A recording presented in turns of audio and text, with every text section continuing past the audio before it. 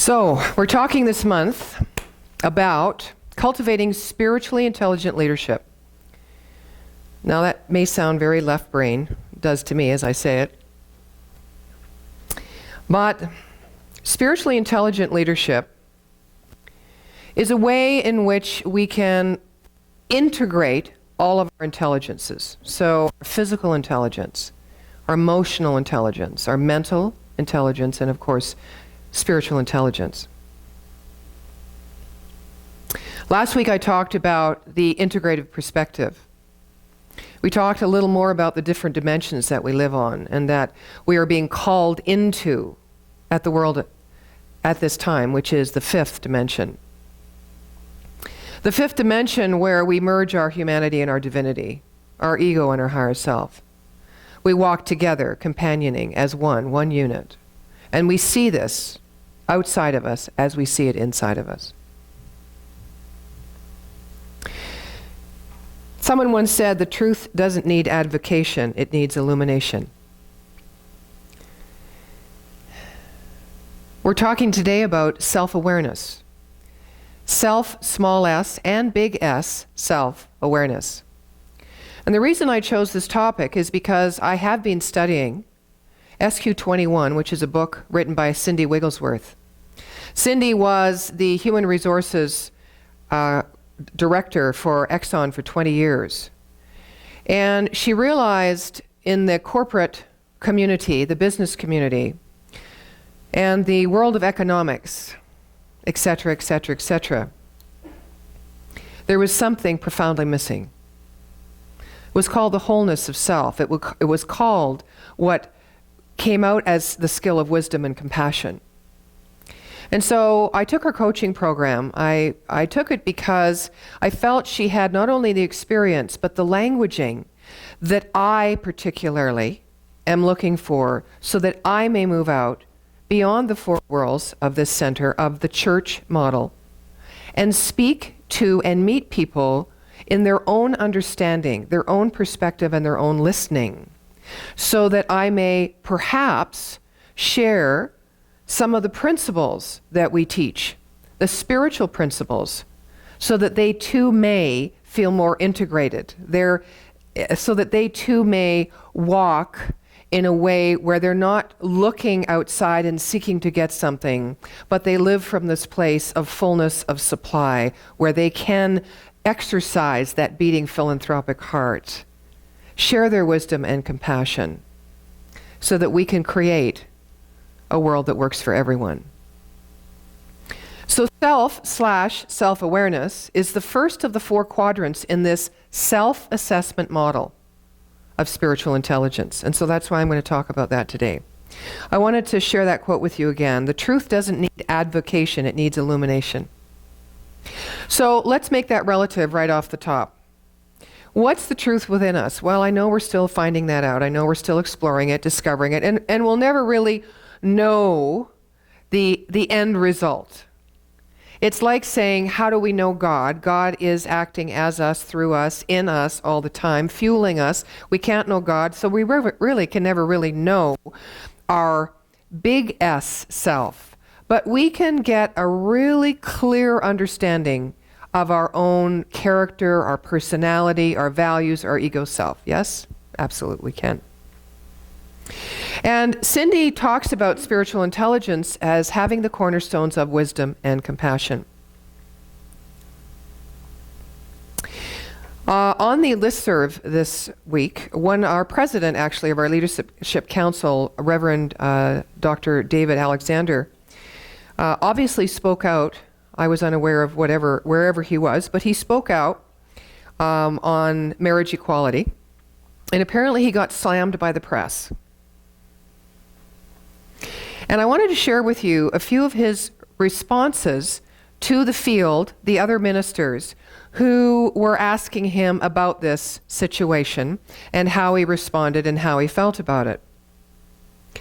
And he said, "May I suggest we drop the concern of whether an issue is left or right? How the world or media sees us, meaning our teaching, this idea of spiritual principle, is an issue that is not my concern. Now, I know you're taking this to yourself right now. My concern as a minister, of which we all are, because we each have our own ministries, is, can I speak to it from principle? Whether or not you, a congregant, a friend, a business partner, thinks of me as a leftist or a righty is not my concern. And his example, as I said, was marriage equality. He said he was deeply entrenched in the issue, and that was in Oregon. He said, my position, as always, was that of principle. And the principle here is not whether marriage equality is wrong or right. The principle is that love is stronger than hate. That love is the guiding principle of this universe. He said the media made it a political football. It didn't matter to him if he was labeled. It's a label of the world, an effect, and should not influence my acting from cause or principle. So, our truth does not need avocation, it needs illumination. And how do we do that? We do it by constantly coming back to principle. What is principle acting through us? Well, the principle of this universe, the original cause, which is what made us out of itself, that means that's what we are, is wholeness, is completeness already, without needing anything else. Without needing anything else. So anything else we get, I was just sharing with a few people before I came in, I bought a new car. I got a new car, you know, it's the car of my dreams. Well, I kind of thought it was a different make and model. I just had the car of my dreams. Now I have a new car of my dreams. You know how that goes. Do I need it? Absolutely not. Not in one way. Do I want it? Yes, I want it. And you know, the principle is about not acquisition and getting because you need something to make you more whole or complete. I already know I'm whole and complete. I just want to be excited. I want to play. And is there something wrong with that? Well, I'm sure we have a long list of why there could be something wrong with that. I've already gone through the top 4 things, and then I crumpled the list up and I threw it away. Right? He continues to say that concerns over labels, and again, look at yourself, and potential reactions of those that are important in our circle of influence muzzle us. And I don't know about you, but most of my life, I didn't say anything. Partly because I didn't want people to know what I did not know. Partly because I took the road less traveled. I wasn't an academic. I was a creative and visionary. I was an artist. And I didn't know how to fit, and a feminist. I didn't know how to fit, right? But I wanted to live in the world, at the place of the Most High in the world. But I just saw this great disparaging canyon between the two. So I chose to be silent, and I attempted to remain neutral. Now the interesting thing is here, principle is neutral, right?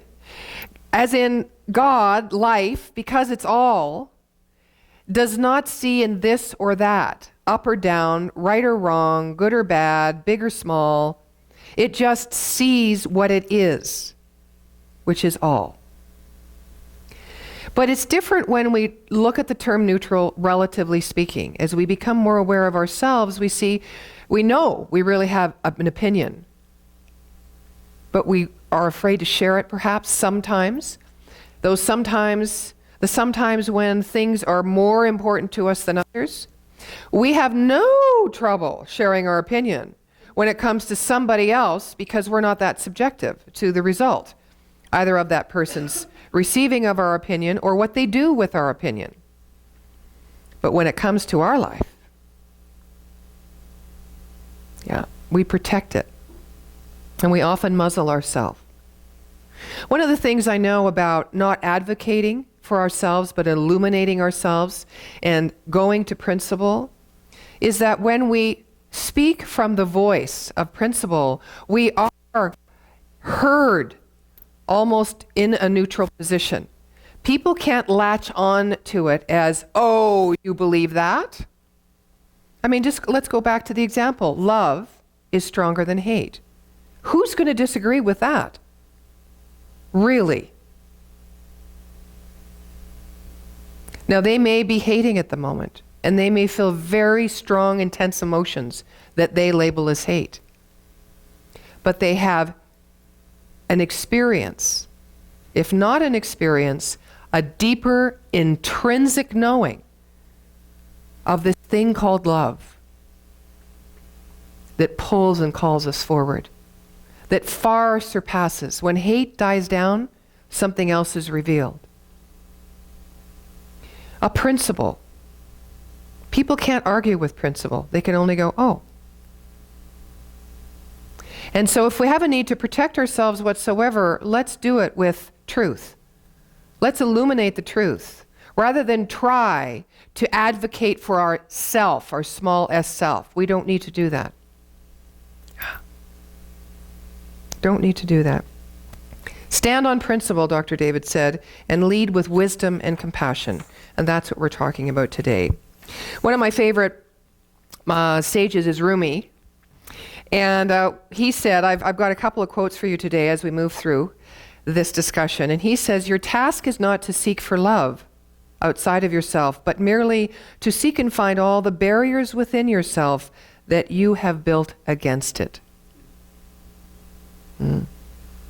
So as we move into this theme of cultivating spiritually intelligent leadership, let's talk about the two dimensions that we're really aware of, the vertical dimension and the horizontal dimension. The vertical being the connection to the sacred that transcends the divine, the timeless, the truth. And the horizontal, the connection to each other and all of life in service to ourselves, each other, and the planet. So as we talk about developing a spiritually intelligent leadership perspective within us, we're going to talk again about self-awareness. Now, spiritual intelligence as the model is all based on skills assessment, skills and behavior assessment. Because after all, we can think what we want to think, but unless we can demonstrate it, and we can measure always our demonstration, we can't really embody it. Cindy Wigglesworth defines compassion as feeling another person's suffering and spontaneously desiring to help relieve that separation they feel. And that this compassion is always guided by wisdom. She defines wisdom as knowing from deeply inside of the experience and selecting the highest and best course of action for any given situation, and this wisdom is guided by compassion. Cindy built her model of SQ21, or spiritual intelligence, on Daniel Goldman's emotional intelligence. I don't know if you're familiar with that. I am getting more familiar with it. A little bit about emotional intelligence, or EQ. It's our ability to be able to name our own emotions and what triggers them. How many of you get into a spin when you get emotional and you do this, or you do the exact opposite? And it isn't till after that intensity or that feeling passes or morphs into something else that you're able to actually look at it and go, oh, that's what that was. Most of my life, and I don't know about you, but when I get really emotional, intensely emotional, I can't even think. Like, I have no brain whatsoever. So I try not to say anything because I know I'm going to regret it. What I'm learning to do is move this mental intelligence and this emotional intelligence together. And how I do that is I rely on principle, something greater than me that is truth always, that is consistent. And once I can get myself in that feeling place and that opening place of faith in something greater, then it's easier for me to be able, and it's important for me to be able to do it sooner than later, especially if I need to correct something or apologize to someone that I may have hurt or caused hurt within them, which really, we know that we really can't do that, but that's something within them that is being mirrored of them to us. So it's really just a kinder, softer conversation and an opportunity to more deeply connect for both of us with a greater truth within ourselves. So how to name our emotions and what triggers them. And now this is a really crucial skill, because if we don't understand our emotions, then we can't understand other people's emotions. And if we can't understand other people's emotions, we cannot have empathy. So I think we all know why it's important to develop that skill of empathy in our lives. You know, if we don't have empathy, we're making our decisions without all the relevant data.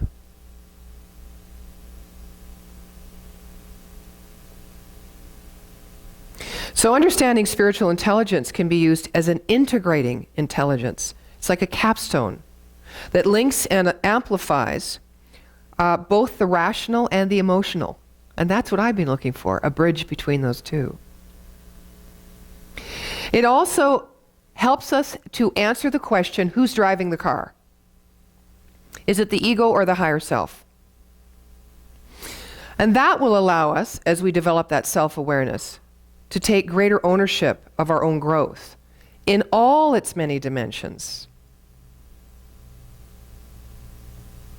So in order to be self-aware, we must find the place, small self-aware and large S self-aware, we've got to find the place of non-duality. So now we're back to principle. It's a place or a state where there are no longer words or concepts. There only is what is.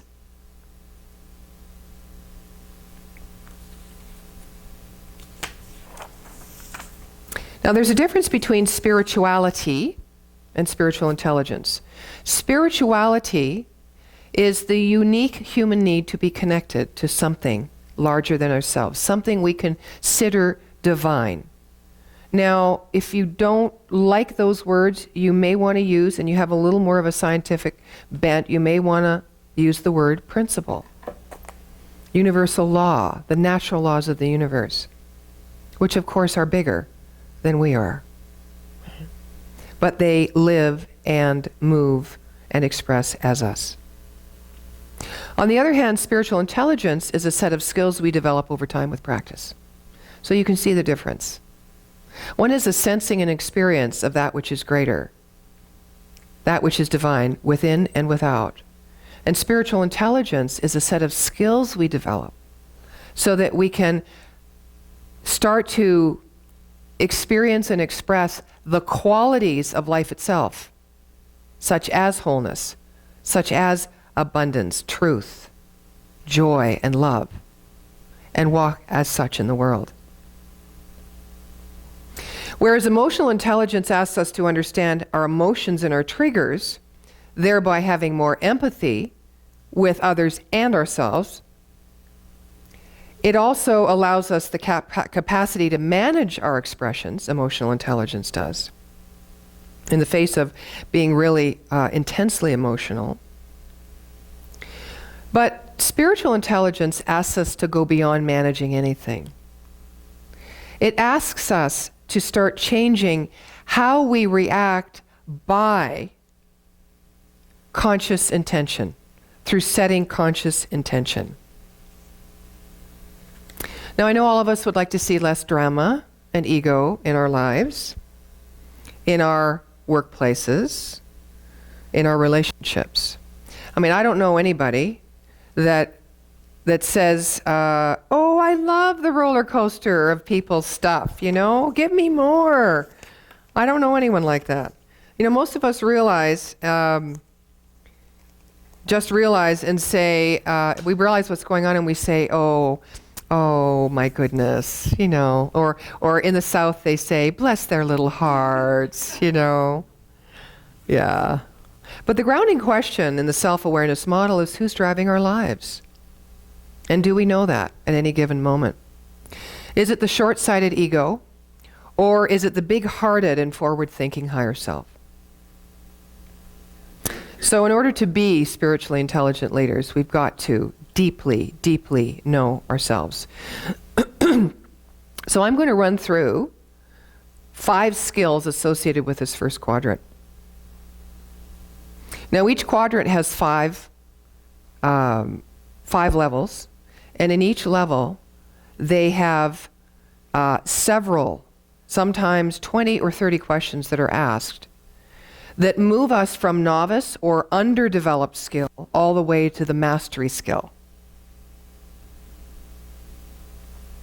So the first skill is awareness of our worldview, which not only impacts what we see, but how we see it. It's the framework for our beliefs, or in the language of science of mind, our deep subconscious core belief patterns.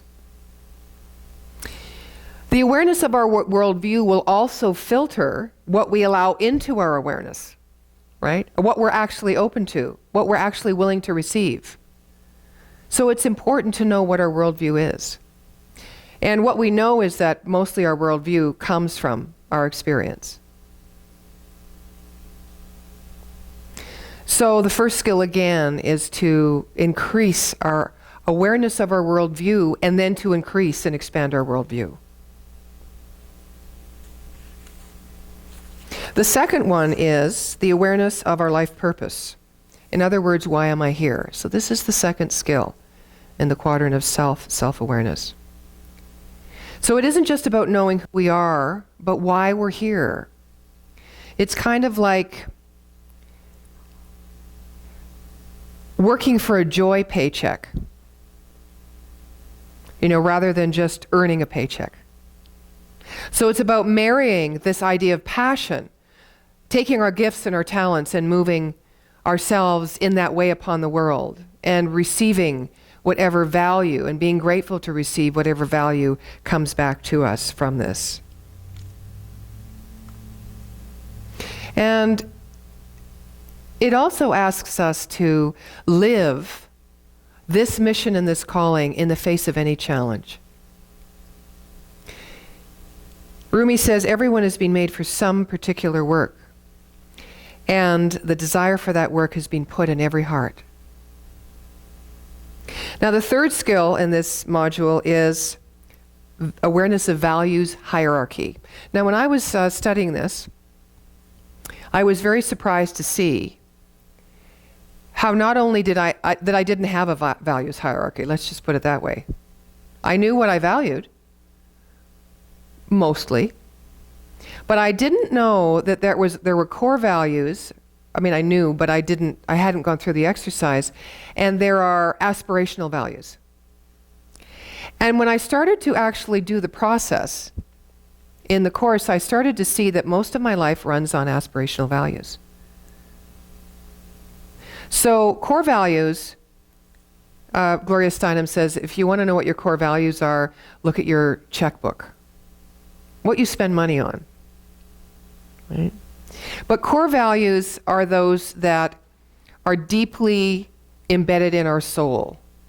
Aspirational values are those values or things or ideas or experiences we put value on, perhaps in the present moment, not always coming from conscious intention, but perhaps from reaction. Not always coming from love, but perhaps from fear. So if you want to know what your core values are and you want to create a values hierarchy, you just take a pen and a piece of paper and write all your values down. And then you look at which ones are very core to you, that you could not live without.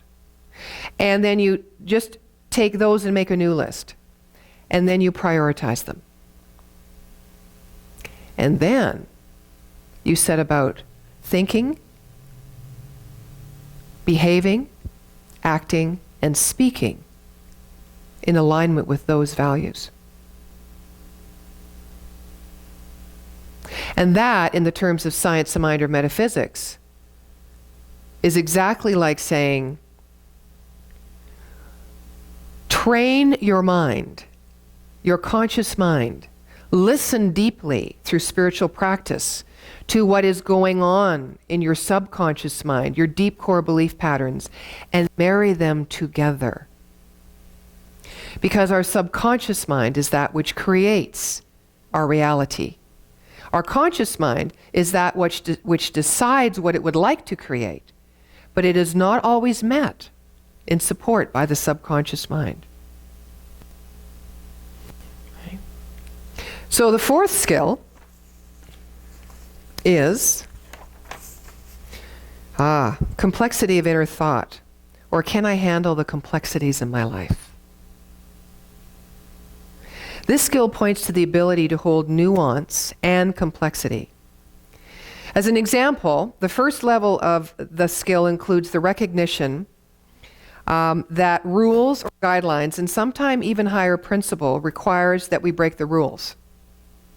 Great example of this is Mahatma Gandhi, who was a very principled man, a lawyer in fact, who chose to violate the British law in order to support a higher principle. We all know the story. Now, he wasn't randomly breaking the law, right, for his own self-purpose or gratification. And it took him a long time. He meditated a very long time before he decided that there was something more important. Something so important he was willing to go to jail for it or even die for it. Now, how often do we really lay ourselves down for our deep core value of our life or the principle that we believe in? How often? And how often do we choose to compromise? I was watching a little video this morning. It popped up on Facebook, and it was Eartha Kitt. Do you remember Eartha Kitt? Some of you? She was that one, had that wonderful voice and that cat-light, very seductive singer. And she said, the question to her was, Eartha, do you feel you need to compromise for love? And she threw her head back, and this deep, throaty laugh came, and these piercing eyes, and she jutted forward into the camera, and she said, compromise? What is compromise? Ha! Compromise? Are you talking about love? What are you talking about? It isn't love, you know? And one of the things that came out of that was, when I fall in love, which is the best thing in life to do, I fall in love with myself, and I invite someone in to join with me. Compromise conditions of our values trips us up. We can't fall in love with anything that might be divine or greater or even our higher self, because we're not clear on our values. We're not clear on the principles that we don't need to advocate for. We just need to illumine. In other words, experience through our expression of that, the principle that is me. Rumi says, everyone sees the unseen in proportion to the clarity of his own heart. And that depends upon how much he has polished it. Have you fallen in love lately with yourself? You see why self, small and big S self-awareness is so very, very important. If we want to tap into this spiritual intelligence that lives within us, we must deeply know ourselves.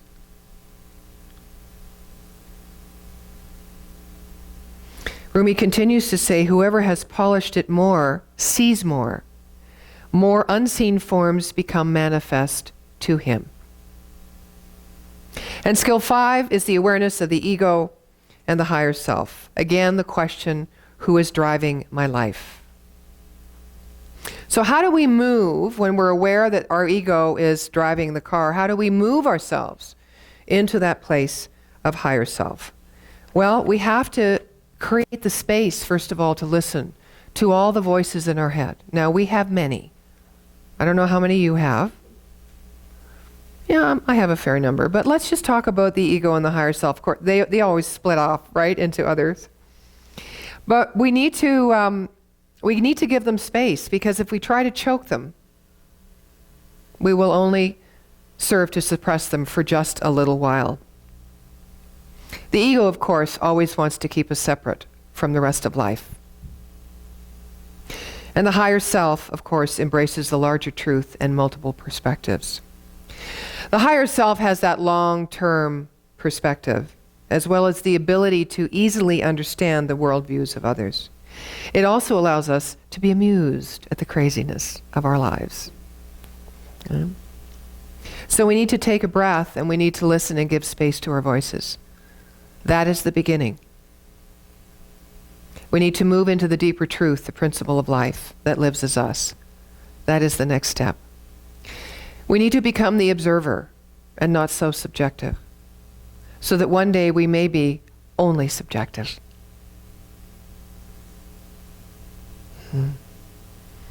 So I'd like to close today with a few quotes from Ernest Holmes. This is from his original 1926 Science of Mind text, and he says, "The aim of evolution is to produce a man who, at the objective point of his old self-determination, can completely manifest the inner life of the spirit. Even the spirit does not seek to control us, for it lets us alone to discover ourselves.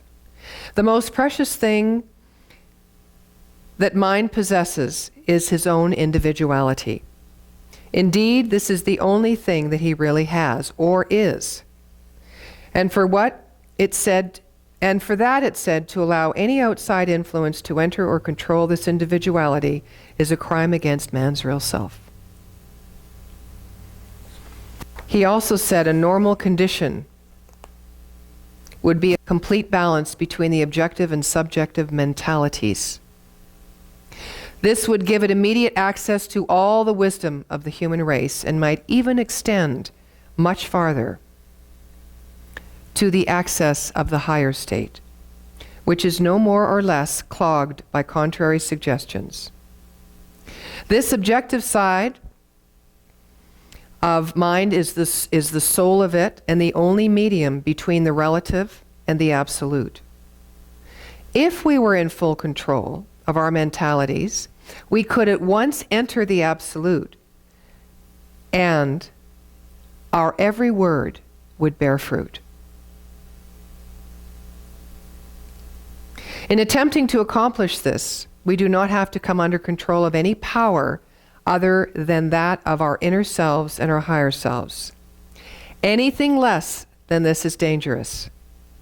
Many seem to think that simply because they are under control, they must be dealing with spiritual power. No greater mistake was ever made. Jesus, who was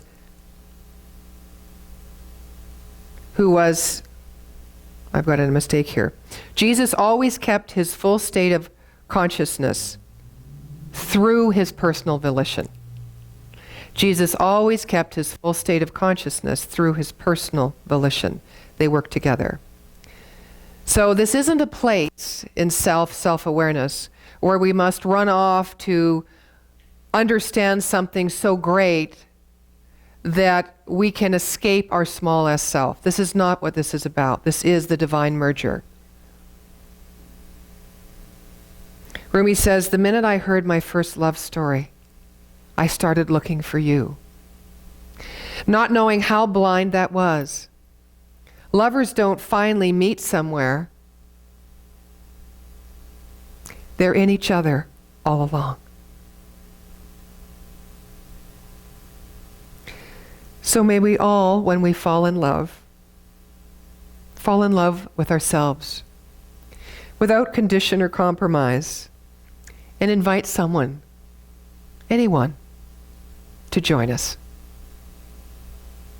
When we are fully aware by means of understanding, demonstration, and the faith of the union of the lover and beloved that Rumi speaks of, uniting as one in our conscious and subconscious mind, so that the universal subjective law responds to us in kind, then we are cultivating the spiritual intelligence within us to do great and noble works.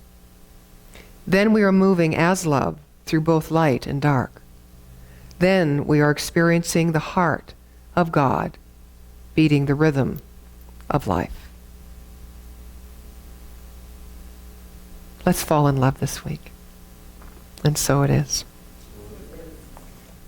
Thank you.